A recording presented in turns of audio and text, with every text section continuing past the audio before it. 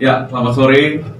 Jumpa lagi bersama podcast Parkes Reformasi. Ini adalah kali ke berapa ya kalau gitu ya?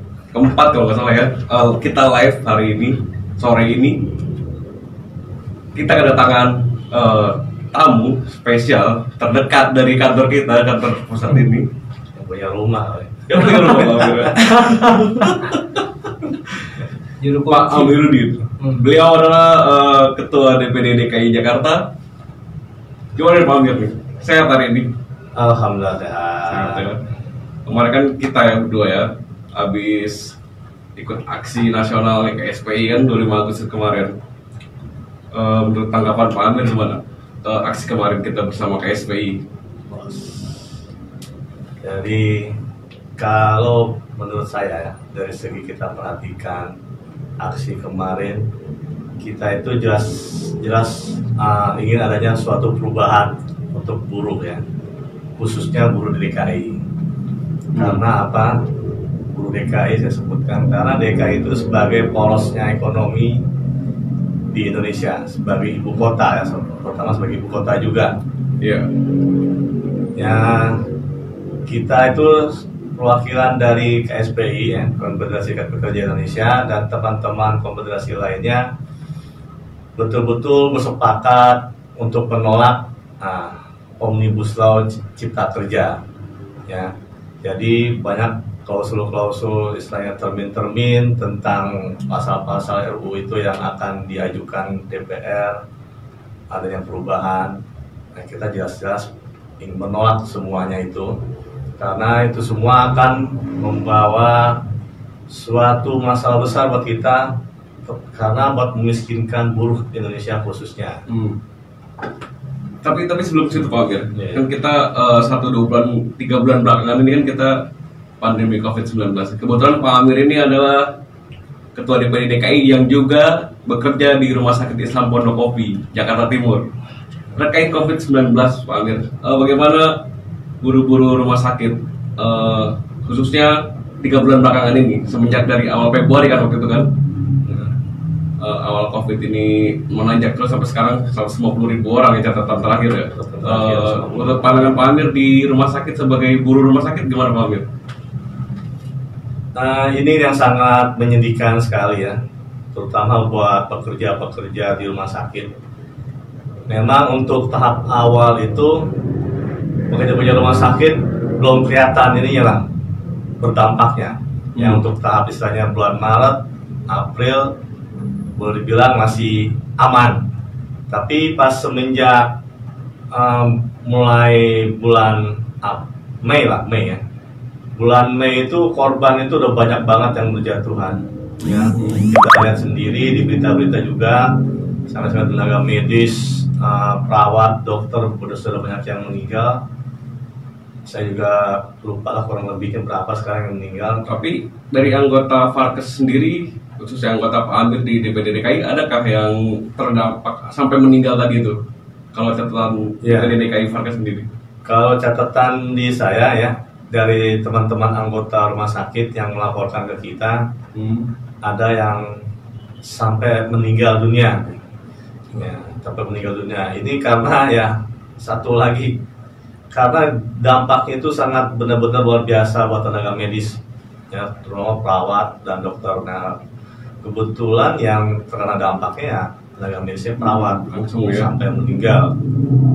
Tapi kan berhubungan itu saya pernah baca Pak Amir ya, terkait pergub atau dari perpres ya, yang dapat insentif itu dari mana tuh Pak Amir? Oh, itu ya. Apakah udah ada yang dapat atau masih tersendat-sendat sampai sekarang nih? Insentif buat petugasnya ya? Iya, petugas perawat itu kan.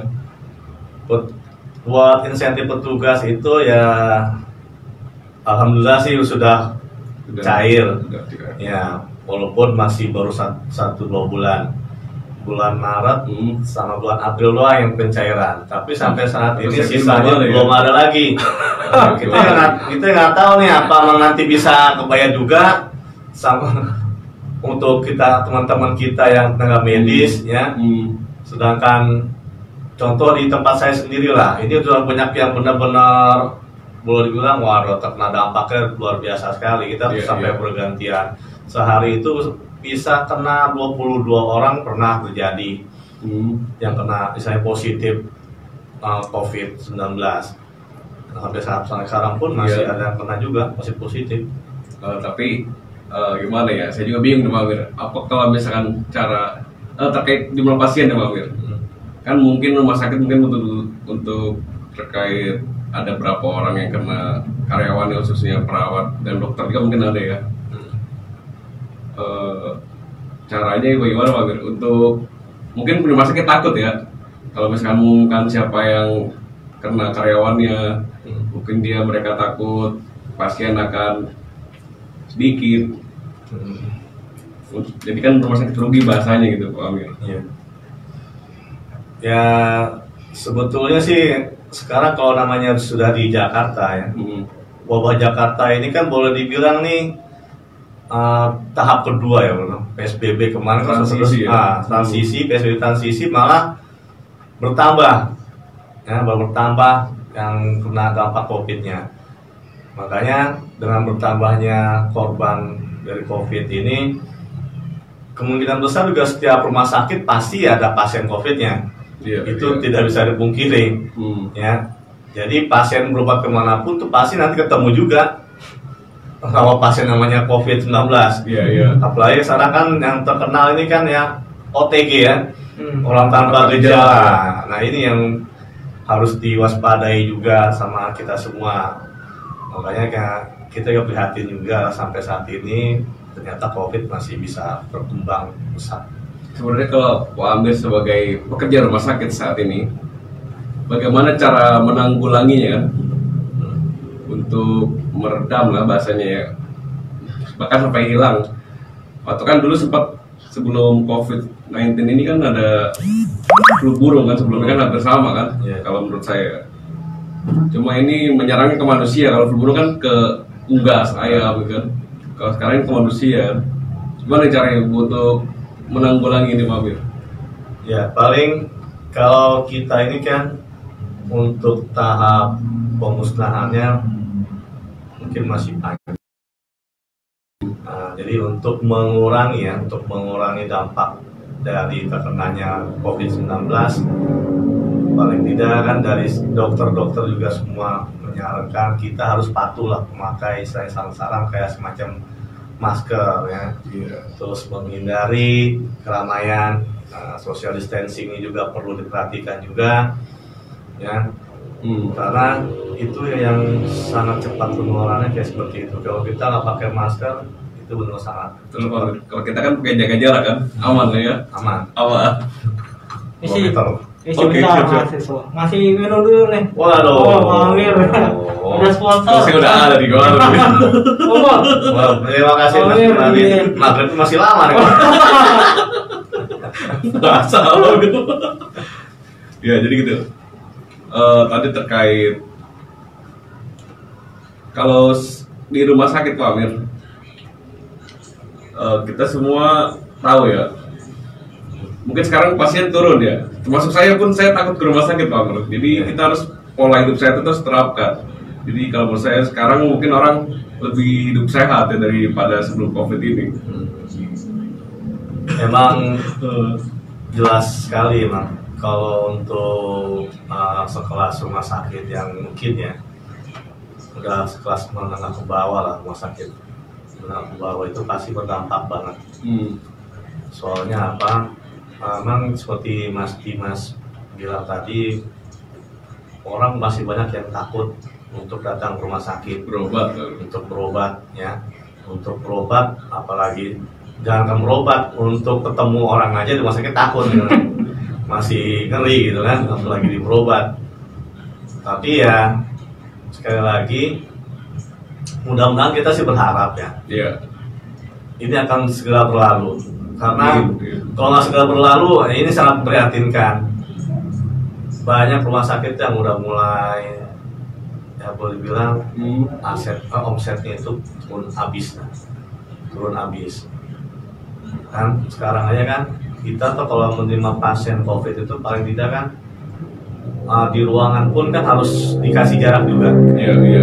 Ya, yang tadinya misalnya tuh kamar plat tidur bisa buat 6 orang, sekarang paling maksimal 4 orang.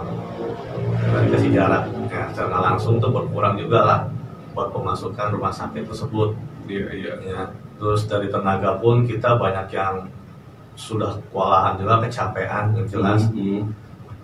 Itu makanya sampai sekarang teman-teman udah mulai dibilang teriak-teriak kan. Iya, iya. Ampun gitu kan. Cuma kan kita sebagai garda terdepan gitu. Iya, cuma sekali lagi ya kita juga mengingat kewajiban kita sebagai tenaga rumah sakit, ya apapun yang terjadi kita harus siap. Iya, iya. Karena kita namanya orang rumah sakit nggak bisa menghindari lah, namanya virus itu kita susah menghindari.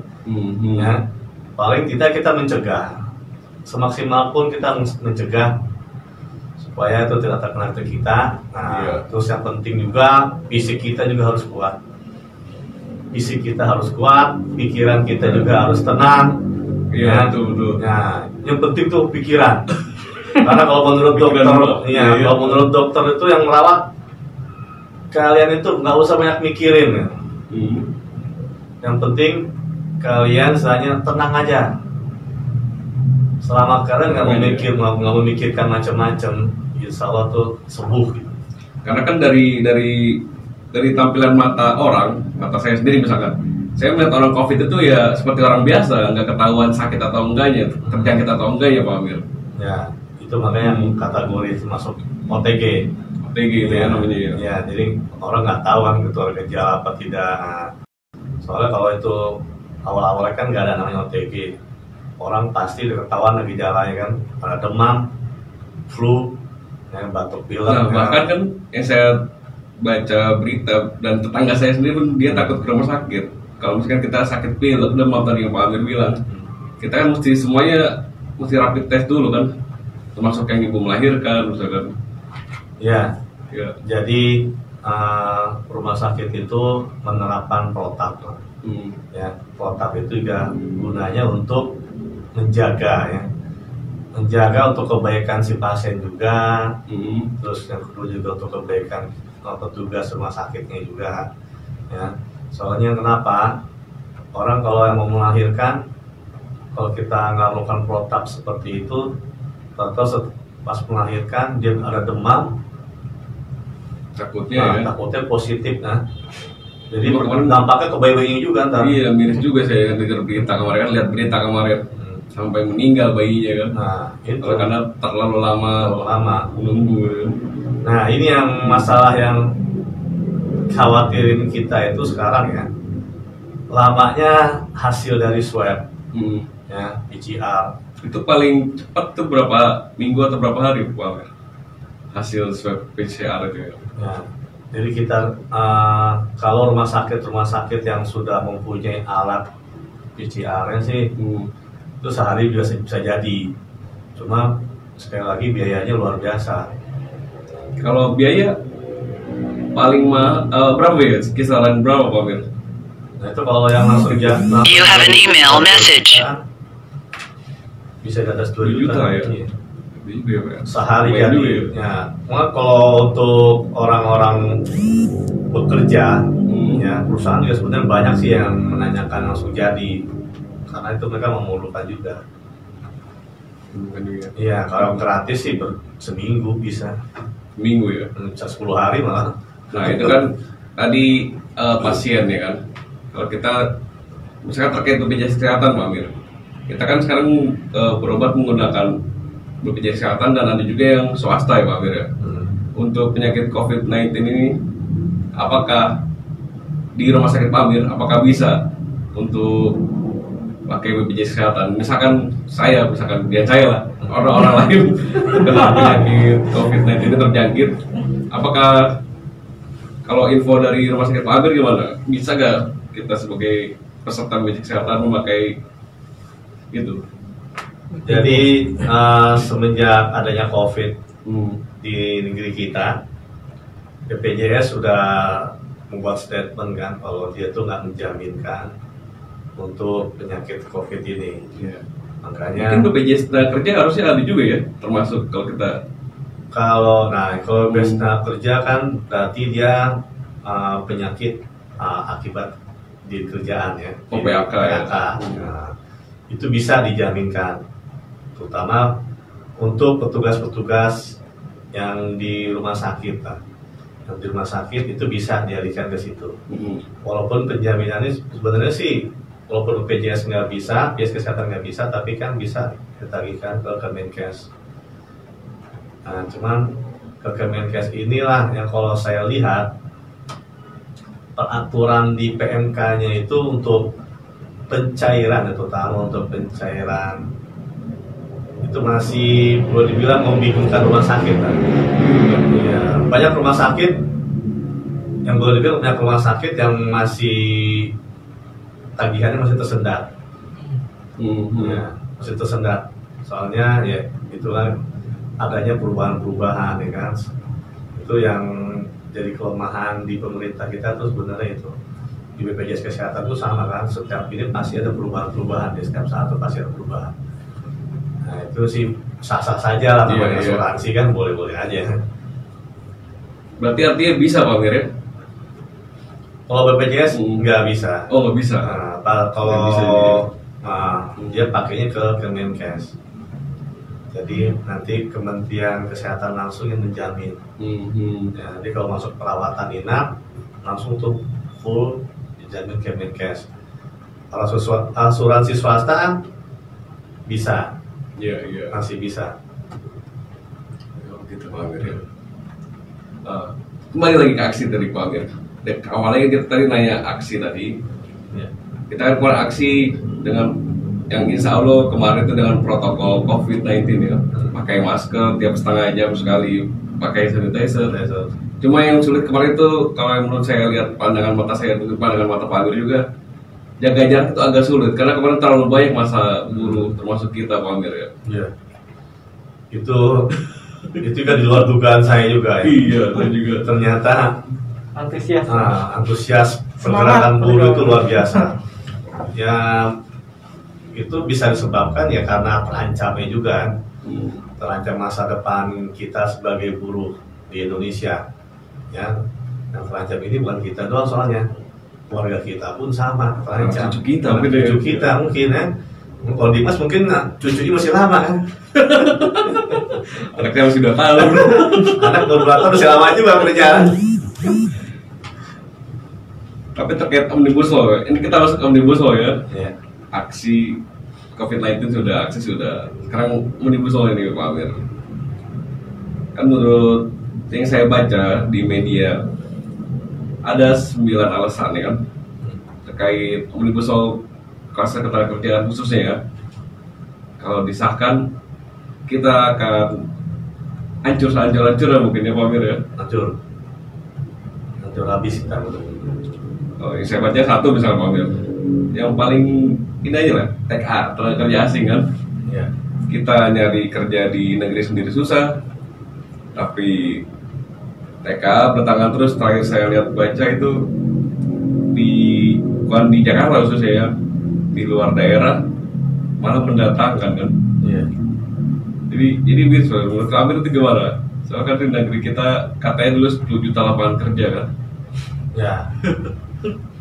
Itulah namanya katanya kan. Saya juga bisa ya ngomong katanya nih. Nah, katanya si Jumali ke sono katanya kan. Tapi ternyata tidak ke sono kan. Malah menyimpang Pak. Iya, malah menyimpang. Emang kalau untuk tenaga kerja asing ini pemerintahan sekarang ini jelas-jelas memudahkan lah ya. Mereka itu datang kayaknya seperti mudah banget itu, tanpa istilahnya berbelit-belit. Iya. Jadi dari pihak keimigrasian pun mudah, ya. Ya mungkin karena bebas visa, orang Bebas kita visa. masuk ke Indonesia bebas visa Pak Amir. Nah itu, sekarang giliran kita aja ke negara orangnya susah. Pakai visa ya. Pakai visa, saya ngurus saya sendiri sudah susah. Iya, ini negara kita itu kok kayaknya apa ya? Boleh dibilang nih negara pesimis gitu kan, negara yang pesimis. Karena apa? Negara yang kurang mempercayai rakyat Indonesia kan. Iya. Ya, banyak statement-statement yang nyeleneh lah, boleh bilang nyeleneh. Nah, kerja Indonesia tuh malas-malas, enggak Iya. kooperatif, enggak inisiatif, enggak macam-macam bla bla bla lah. Padahal kita lihat sendiri ya, banyak orang-orang tenaga kerja Indonesia kita tuh yang punya inisiatif tinggi, yang berprestasi ya. Ini nggak jarang orang Indonesia itu berprestasi. Tapi sekali lagi yang kelemahannya di kita itu, di negara kita, orang yang berprestasi ini nggak mau istilahnya sama negara itu dimodali lah gitu. Ya makanya yang berprestasi memang pada terbang semua ke luar negeri. Iya betul. Difasilitasin semua kan. Kayak contoh dulu B.J. Habibie ya. Nah sekarang itu pesawatnya udah di museum ya. Museum. Iya makanya kita tuh mesti harus perubahan lah kalau tidak. Itu yang terkait mungkin yang kedua terkait upah Pak Amir ya. Misalkan kalau Omnibus Law disahkan, kalau yang saya baca itu upah kita itu hanya UMP. Alhamdulillah UMP DKI kan hampir 4,5 juta ya, hampir 5 lah ya. Oh, sektoral. Dengan sektoral UMSP-nya hampir 5 juta, 4,5 juta. Mungkin kalau di Jawa Barat hanya kecil sekali Pak Amir. Jadi kalau misalkan kalau yang saya baca kan Omnibus Law itu hanya kalau terkait upah hanya memakai UMP. Misalkan orang Bekasi, Karawang kan upahnya 4,5 juta kan. Kalau memakai UMP Jawa Barat 1,8 atau 1,7 juta kan. Jadi turun sekitar hampir 3 juta lebih kan. Habislah kau. Sangat miris sekali Pak Amir. Nggak bisa cicil rumah itu udah. Nggak bisa. Untuk makan sebulan pun neko lah ya. Kurang. Iya. Makan peyem Bekasi. 1,2 makannya peyem aja udah makan. Barang komunitas. Saya juga sebagai pribadi nanti gimana kehidupan anak cucu kita kan. Kalau bukan kita yang berjuang siapa lagi Pak Amir ya? Ya betul. Makanya dari sekarang kita betul harus berjuang lah, gigih gitu kan. Ini teman-teman kita itu yang kemarin belum turun ke jalan, jangan berleha-leha lah gitu kan. Teman-teman tuh harus turun. Nanti kalau ada aksi lagi harus turun. Soalnya seperti apa yang kata Dimas bilang gitu kan.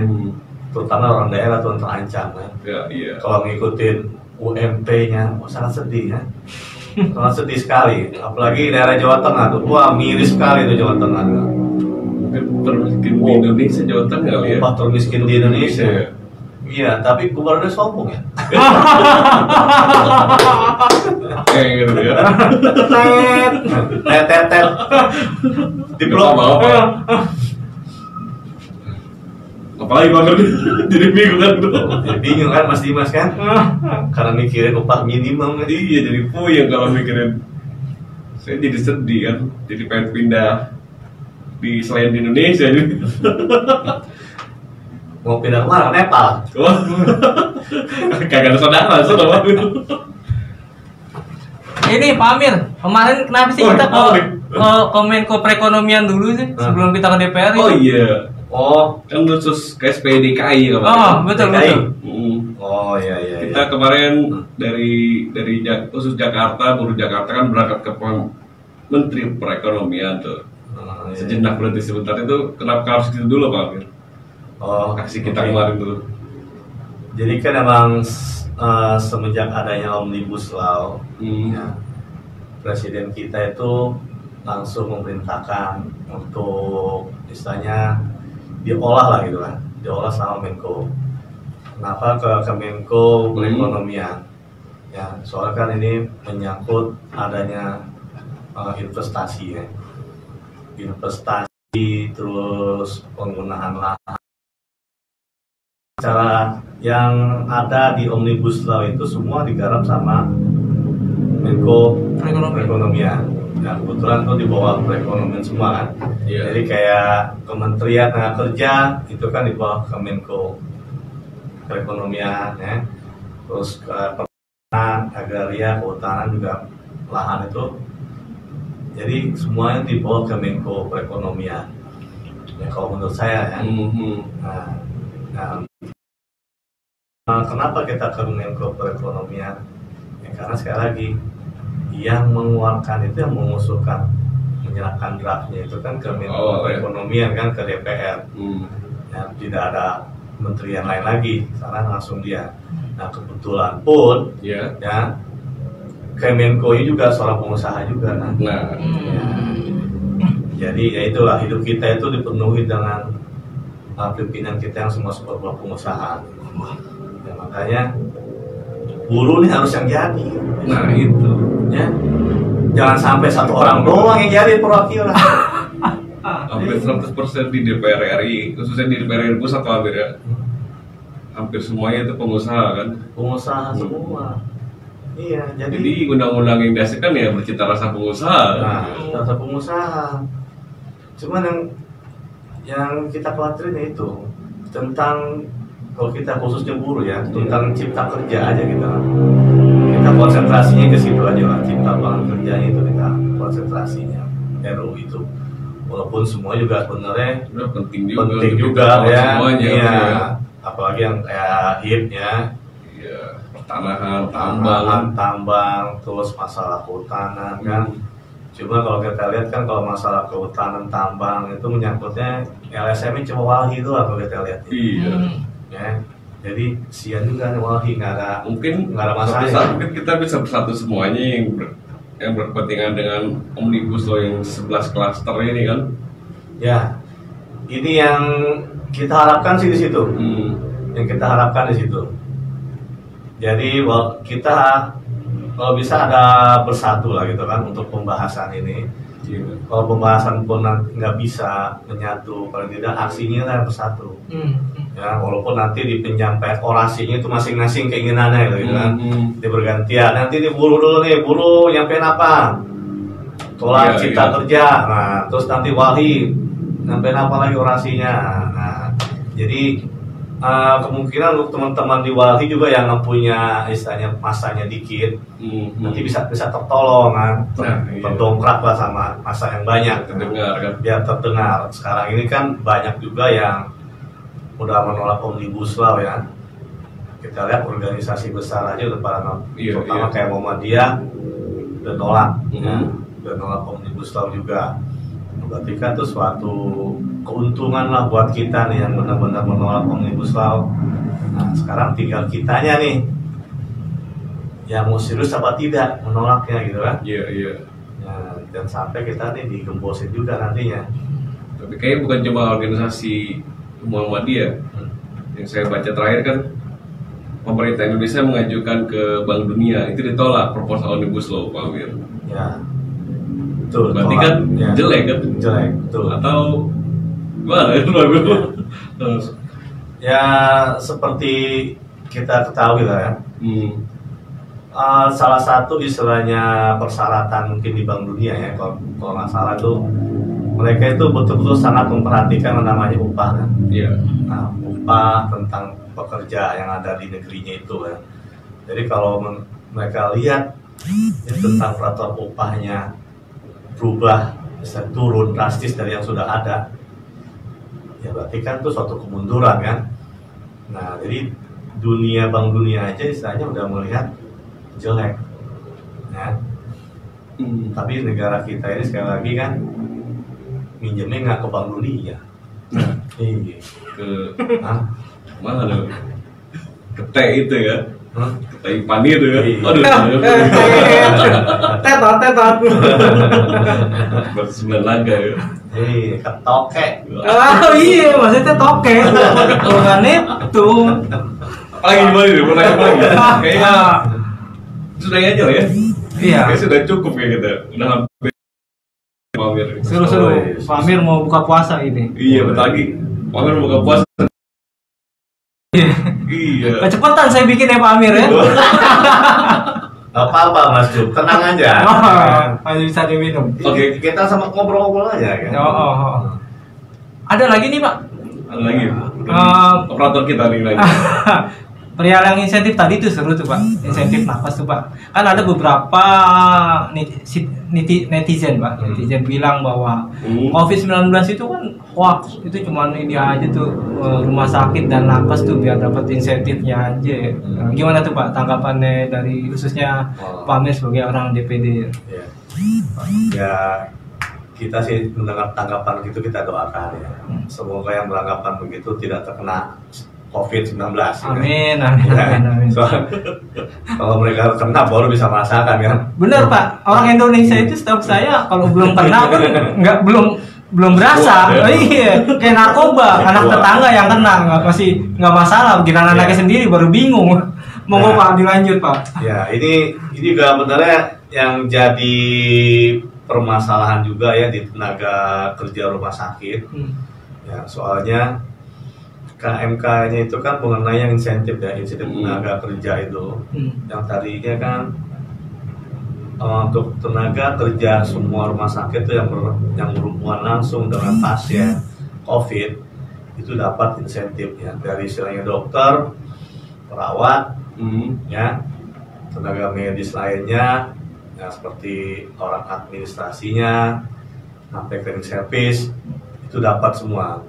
Nah, terus ada perubahan di KMK-nya yang membatasi lah. Jadi yang orang ADM-nya sama orang cleaning service-nya tidak dapat. Nah, ini yang jadi suatu permasalahan di rumah sakit. Nah, mungkin pihak manajemen rumah sakit juga bingung nih membaginya kan. Iya, sampai-sampai akhirnya rumah sakit mungkin caranya masing-masing beda-beda lah. Ada yang istilahnya mereka menginisiatifkan untuk petugas yang dapat insentif untuk berbagi lah, berbagi rasa ke teman-teman yang nggak mendapatkan ya. Karena apa? Di tempat saya pribadi ya, ini kena dampak tuh malah orang administrasi dan service kena juga banyak. Yang positif tidak berhubungan dengan pasien. Kalau Ya, administrasi tadi. ada kan di ruangan zona merah itu. Oh iya. Ya. Terbawa angin. Iya, yang kan lah pada di situ semua ngumpul. Iya. Udah daftar dulu. Contoh di UGD kan. Contoh di UGD itu kan semua ngumpul situ kan. Kayak ADM ya, administrasi UGD. Mereka istilahnya memang secara kontak langsung tidak, tapi kan mereka mengirimkan pasien ke misalkan ke rongsen, mau ke lab, mau nggak mau kan diantar lah sama petugas ADM yang nganter ya. Terus sedangkan servis juga ngebersihkan kan. Karena kotornya kebetulan di pasien tempat situ ya, karena juga kena juga secara langsung. Walaupun itu sudah memakai APD lengkap, ya. Sekali lagi itu udah memakai APD lengkap, apalagi yang tidak pakai APD lengkap. Nah, jadi itu segitu serem itu virus corona, segitu seremnya. Nah, ini yang jadi masalah di situ. Nah, mudah-mudahan nanti di pemerintah akan merevisi lagi apa tidak untuk tenaga insentif dan insentif buat tenaga rumah sakit biar nanti bisa dapat semua gitu, biar tidak ada kecemburuan. Ya, emang dari segi istilahnya ijazah sekolah mereka jauh lah, SMA paling ya, ADM, paling service paling ya, SMA, paling SMP. Tapi kita tidak melihat itunya, tapi yang jelas dampaknya itu kita lihat. Betul. Soalnya terbukti mereka juga sampai dirawat positif, nggak kena dampak. Gitu juga. Jadi gitu di penularannya. Memang nggak langsung, tapi karena mereka di zona merah kali itu, ya. betul. Iya, saya juga baru tahu sebenarnya Din. Gue iya aja. Gue baru terbuka ini dari penjelasannya Pak Amir. Secara logik gue juga, mereka kan juga nggak nyentuh pasien langsung, tapi karena mereka berada di zona merah itu. Iya, jadi kan penyebaran itu kan melalui istilahnya udara itu kan. Ya pas misalkan lagi bersih-bersih, lokasinya untuk berdekatan, nah akhirnya kena lah. Soalnya kan rumah sakit itu yang menyediakan isolasi di UGD itu nggak banyak. Banyak. Nggak banyak. Paling itu isolasinya ada 1-2. Rata-rata apa rumah Iya, sakit? apalagi rumah sakit swasta lah, rumah sakit swasta itu Iya. paling 1-2 ruang isolasinya. Sedangkan pasiennya ini boleh dibilang semalam aja tuh bisa datang atau dites positif semua, ada 4 orang, 5 orang. Nah, kan itu di luar ruang isolasi, ya kan? Nah, makanya paling tidak yang berobat ke UGD juga harus lebih safety lagi lah. Iya. lebih safety lagi, pakai alat pelindung dirinya, masker itu kalau bisa jangan sampai nggak pakai. Harus ya. Harus. Tapi sekali lagi kita kembalikan lagi ke fisiknya kita juga ya. Kalau kita fisiknya insya Allah kuat, mudah-mudahan Allah lindungi lah. Amin, amin, amin. Pencegahan itu penting. Pencegahan itu penting juga. Iya. Kalau untuk pengobatan kan sampai sekarang nih masih belum jelas lah obatnya apa kan. Nah, Paling vaksin doang. Vaksin terakhir. Iya, terakhir vaksin. Namanya vaksin aja masih dorong-dorongan nih. Yang uji coba nggak ada yang mau uji coba. Termasuk tet. pas anak muda dulu ya. Masa saya dulu, rakyat dulu lah gitu. Tet. Mirip-mirip Mesti ngomongnya jangan begitu ya. Iya harus ya. Orang jangan salah dulu lah, ya. Istilahnya pasien dulu lah gitu kan. Jangan rakyat dulu, masa rakyat ini. Orang yang jelas yang sakit dulu lah nih uji gitu, bener nggak? Ya, tapi mudah-mudahan nanti ada obatnya lah. Walaupun Amin, misalnya amin. kita banyak di Amin. media sosial yang menyebutkan misalnya ini penyakit putih bisa mencegah, bisa mengobati ya. Alhamdulillah sih mas sampai sekarang banyak lah yang membuktikan itu. Teman-teman saya pribadi pun di ruangan mereka mencoba juga itu penyakit putih ya. Ngikutin tetes minum terus penyakit putih. Tapi Hasilnya? alhamdulillah sih Iya, untuk iya. percepatan buat dapat negatifnya cepat. Imun itu ya, Iya. imunnya. Walaupun rasanya nggak enak nih. Ya. Saya Boleh pernah juga. nyoba. Udah maghrib nih Jum. Oh iya, ntar azan Dim, jangan lupa Dim. Aja tentu lah. Oke, thank you Pak Amir. Silakan Mas Dimas. Kalau kita tutup aja lah ya. Oke. Terima kasih waktu Pak Amir selama hampir setengah jam lebih kita di sini Dahsyat, bicara ya. banyak terkait COVID, pekerja kesehatan, Omnibus Omnibus Law Law juga, Wih. iya. Wih. dan Seru. insentif-insentifnya yang Saya kayak profesor ya. itu Pak Amir. Ya, terima kasih waktu Pak Amir. Ya, Salam terima kasih. perjuangan. Salam. Hidup buruh Pak Amir. Hidup.